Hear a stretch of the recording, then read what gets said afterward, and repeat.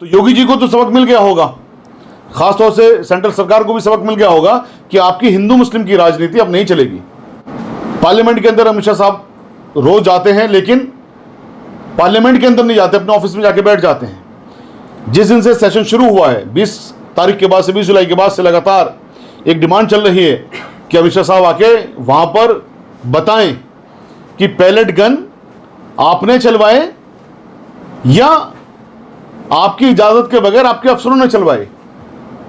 इसमें आपकी कॉम्प्लिसिटी है या आपकी नाकामी है, क्या है, बताएं, इस पर जवाब दें। देश के साथ जो विश्वासघात ये सब कर रहे हैं, देश ने पहचान लिया है और ये बहुत अच्छी बात है, लेकिन इनके लिए खराब बात है कि अगर आप अब भी नहीं सुधरे तो आप किसी भी स्टेट में बचेंगे नहीं। अभी पार्लियामेंट के अंदर बिना डिबेट के एक एक्ट पास कर दिया, बिल पास कर दिया गया वंदे मातरम के ऊपर। वंदे मातरम के ऊपर जब आप ये बिल पास कर रहे हो तो कम से कम फिर आर्टिकल 25 पे बहस तो करवा लीजिए। कॉन्स्टिट्यूशन के आर्टिकल 25 सबको धर्म का अधिकार देता है, और वंदे मातरम के जो स्टेंजाज हैं, कुछ स्टेंजाज वो बिल्कुल इस्लाम की रूह के खिलाफ जाते हैं, क्योंकि इस्लाम जो बिलीव करता है, मोनोथिज्म बिलीव करता है, वो उसके खिलाफ जाते हैं।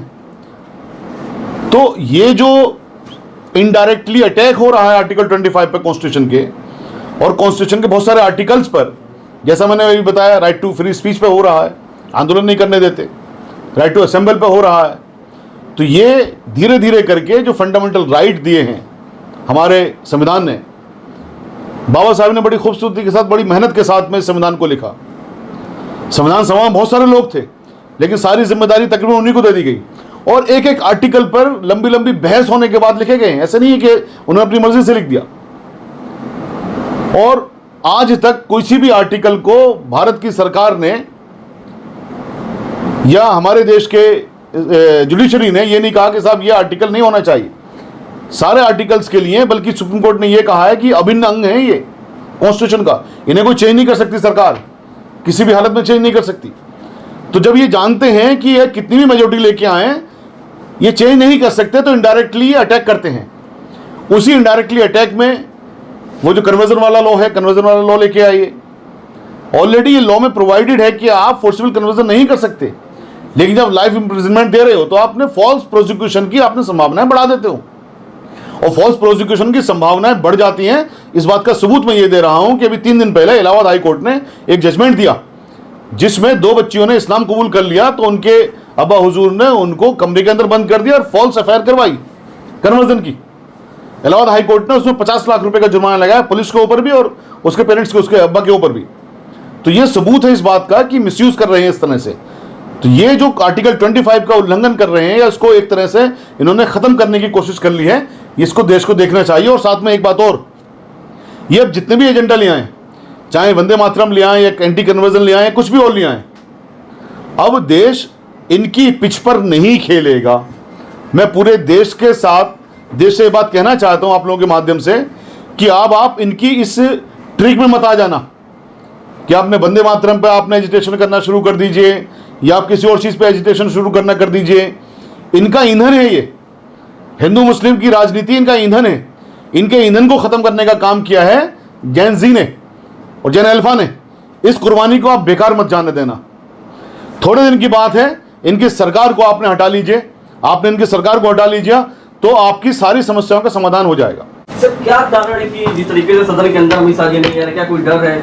लोकतांत्रिक देश को तो जवाब देना चाहिए, उनको क्यों लेट कर रहे हैं? वो लोकतांत्रिक मानते नहीं है ना, वो तो मानते हैं कि उनकी ऑटोक्रेसी चल रही है, उनकी निरंकुशता चल रही है। ये तो देश को समझने की जरूरत है कि अगर वो लोकतांत्रिक मानते तो पार्लियामेंट में आके बहस करते। राहुल जी ने बार बार कहा, तमाम विपक्ष ने कहा कि आइए साहब बताइए इस विषय पर, आप जिम्मेदारी लीजिए, होम मिनिस्ट्री आपके अंडर में आती है। तो या तो आपने करवाया तो आपका फिर जिम्मेदारी बनती है, आप रेजिग्नेशन दीजिए। और आपकी बिना पूछे अगर कर दिया गया तो आपकी नाकामी है, आप इस लायक नहीं कि आप होम मिनिस्टर हैं, तो आप रिजाइन करिए। तो दोनों में से एक चीज़ तो है ना, क्योंकि पैलेट गन या कोई भी गन जब मालखाने से रिलीज होती है तो वहाँ एप्लीकेशन लगती है कि साहब हमें इसलिए चाहिए। तो पैलेट गन वहाँ से दी गई, रिलीज की गई, इसलिए दी गई ताकि चलानी है। तो किसके ऑर्डर पर की गई? बिना होम मिनिस्ट्री के तो संज्ञान के ऑर्डर के नहीं करी जा सकती। लेकिन सरकार को तो बार बार कह रहे थे कि मजिस्ट्रेट के ऑर्डर हो सकता है, हमने कोई ऑर्डर नहीं दिया। देखिए, इसमें ऐसा है, मजिस्ट्रेट के ऑर्डर की कोई बात नहीं होती है। वो एग्जीक्यूटिव मजिस्ट्रेट होता है, वो पुलिस ऑफिसर ही होता है, वो एसीपी होती हैं। तो इसलिए मजिस्ट्रेट को कंफ्यूज मत कर लीजिए, वो जुडिशियल ऑफिसर नहीं देते। कुछ एसीपीज को एग्जीक्यूटिव मजिस्ट्रेट बनाया जाता है। वो आपने देखा होगा ना, शांति भंग करने का केस हो गया तो उस मजिस्ट्रेट साहब के पास पेश करवा रहे हैं, वो मजिस्ट्रेट जुडिशियल मजिस्ट्रेट नहीं होते। एग्जीक्यूटिव मजिस्ट्रेट वो अगेन होम मिनिस्टर के अंडर में आ जाते हैं, क्योंकि वो पुलिस ऑफिसर्स होते हैं। लेकिन एक बात बताइए, गृह मंत्री अमित शाह जी कह रहे हैं कि भाग गए, भगोड़ा, ये इस तरह के शब्दों का जो इस्तेमाल हो रहा है वो पहली बार हो रहा है, और इस तरह के शब्दों का इस्तेमाल भी अमर्यादित है, पार्लियामेंट्री नहीं है, इस तरह से नहीं बोलना चाहिए। देखिए, जहाँ तक अमर्यादित की बात है पार्लियामेंट में, तो रमेश भिलोड़ी नाम था शायद उसका, वो कौन से मर्यादित स्टेटमेंट थे बताएं? वो स्टेटमेंट मर्यादित थे। पूरी की पूरी कौम को उन्होंने गंदी गंदी गालियाँ दी। उसके अलावा रोज़ आध दिन हम देखते हैं पार्लियामेंट के अंदर कौन सी मर्यादित बातें होती हैं। पार्लियामेंट ने जो वहाँ पर लॉ बनाए कि साहब ये मर्यादित रहेंगे, ये अमर्यादित चीज़ें रहेंगी, तो पार्लियामेंट को क्यों बनाने पड़े? इसलिए कि वहाँ पे अमर्यादित हो रहे थे। अगर उन्होंने उस वक्त रमेश भिलोड़ी से इस्तीफा ले लिया होता, या जो इनके लोग रात दिन गालियाँ बकते हैं, जो इनके लोग रात दिन सोशल मीडिया पर भयंकर भयंकर गालियाँ बकते हैं, एक दूसरे एमपी साहब में वो कह रहे थे कि साहब मोदी जी या अमित शाह जी आप मेरा फ़ोन एक दिन रख के देख लीजिए कितनी गालियाँ आती हैं मुझको। तो जब ये अपने लोगों को नहीं संभालेंगे, और उसके बाद में जब उसी लैंग्वेज को, चूंकि जब आप जिस लैंग्वेज को बोलते हो तो दूसरे के ऊपर भी असर जाता है। अरे कांग्रेस भगोड़ा भगोड़ा कह रही है। भगोड़े नहीं तो और वो क्या है बताइए मुझे? क्यों नहीं आते पार्लियामेंट के अंदर? अगर वो भगोड़े नहीं है तो क्यों पार्लियामेंट के अंदर नहीं आते? आके बता दें, जवाब दे दें, इतनी सी तो बात है। ऑफिस में बड़े तो ऑफिस, पार्लियामेंट तो ऑफिस नहीं है ना, पार्लियामेंट जो सदन होता है जहाँ पर बहस होती है। तो आप ये कहना चाहते हैं कि अमित शाह साहब का जो ऑफिस है वही सदन है? ऐसा तो नहीं है ना। सदन के अंदर तमाम मेंबर ऑफ पार्लियामेंट बैठती हैं, पूरे देश के जितने भी मेंबर ऑफ पार्लियामेंट है। तो ऑफिस डिफरेंट है सदन से। पार्लियामेंट में तो कैंटीन भी है, तो हो सकता है अमित शाह साहब कैंटीन जाते हो खाना खाने के लिए, सस्ता खाना मिलता है, तो उसको आप कह देंगे साहब मैं तो कैंटीन में खाना खाने आया हूँ, तो मैं तो पार्लियामेंट के अंदर आ गया। दुनिया जाती है वहाँ पर, जिनको भी परमिशन मिल जाती है, कोई भी जा सकता है, दर्शक दीर्घर तक कोई भी जा सकता है। अरे गृह मंत्री जी का 10 काम होते, आप कह रहे हैं भगोड़ा है, भाग गए, आ नहीं रहे। तो गृह मंत्री जी फिर अपने पद से रेजिग्नेशन दे दें, मत आए पार्लियामेंट। किसने कहा पार्लियामेंट आए?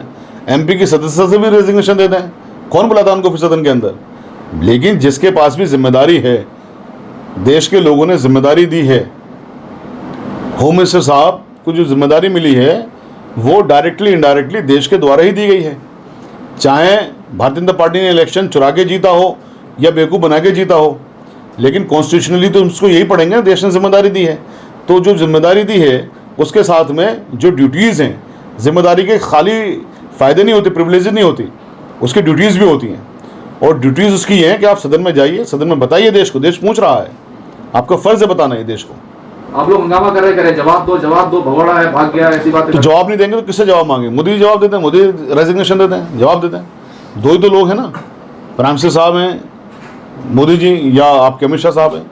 वो नहीं आएंगे तो उनको क्या कहा जाएगा? आना तो चाहिए ना उनको। पर वकील साहब, वंदे मातरम कंपलसरी करने के पीछे क्या मंशा है सरकार?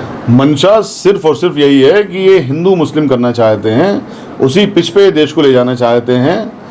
हम इसीलिए लोगों से आग्रह करते हैं कि देखिए, उसमें वंदे मातरम के बिल में जो लिखा हुआ है कि आप वंदे मातरम को आप डिसरेस्पेक्ट नहीं करेंगे, तो हम सबसे कहते हैं डिसरेस्पेक्ट कोई भी नहीं करता, लेकिन डिसरेस्पेक्ट करने को ऑफेंस बनाया है, इसको ज़रा गौर करने की बात है। लेकिन वंदे मातरम गाने के लिए कोई बाध्य नहीं कर सकता है इस बिल के बावजूद भी।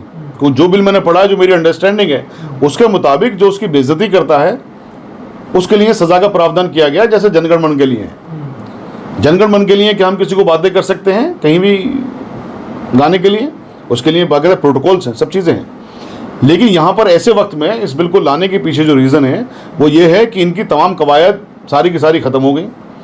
जैन जी के आंदोलन ने, जंतर मंतर का आंदोलन ने इनकी हिंदू मुस्लिम की राजनीति को ध्वस्त कर दिया, ख़त्म कर दिया।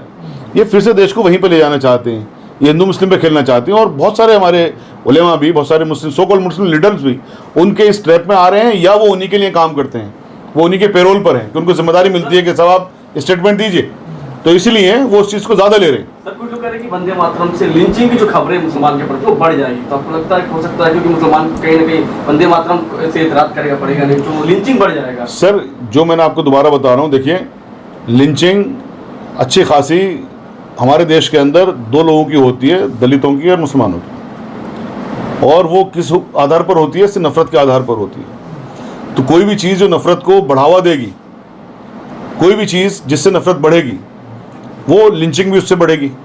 इसीलिए हमने लोगों से आग्रह ये किया है कि इन सोकोल्ड उलमाए को चक्कर में मत आ जाइए जो इस चीज़ पे इतना बवाल मचा रहे हैं। इस सरकार को उखाड़ने के लिए किसान भी तैयार है, युवा भी तैयार है, मजदूर भी तैयार है, तमाम वर्ग तैयार हैं। आप कंपोजिटली उन सब के साथ इंक्लूसिवनेस दिखाते हुए, इस वक्त को बर्दाश्त करते हुए, इनको कॉन्स्टिट्यूशनली आप इनको उखाड़ के फेंकने का काम करिए। ये सारी समस्याओं का समाधान फ़ौरन हो जाएगा, वरना आप इन समस्याओं पर डिफरेंट तरीके से लड़ेंगे तो समस्याएं बढ़ती रहेंगी, क्योंकि ये नफरत जो है ना, ये उनका ईंधन है, तो उनको ईंधन देने का काम ना करें।